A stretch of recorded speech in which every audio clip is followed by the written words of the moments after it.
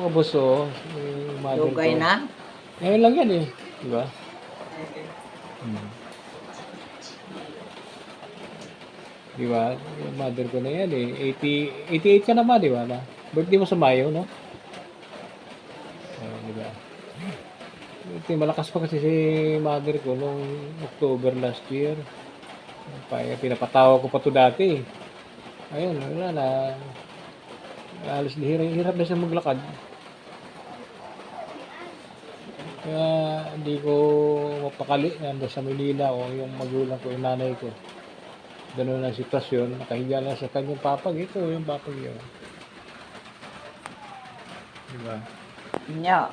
Kaya kahit mahal na pamasahe, talagang pinilit ko. Bangan ko nimo nga akong mutar o nga.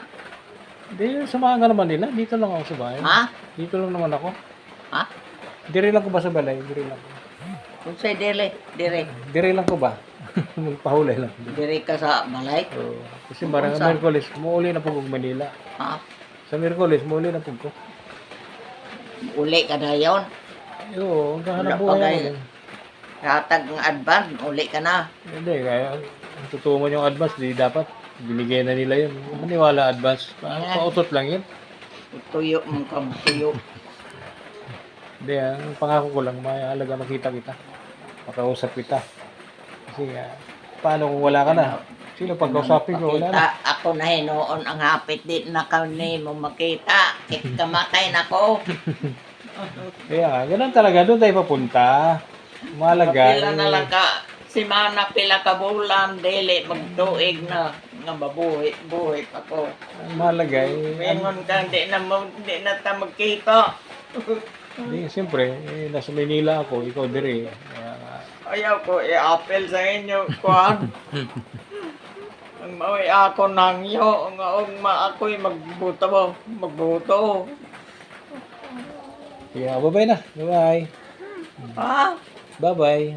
Si mama.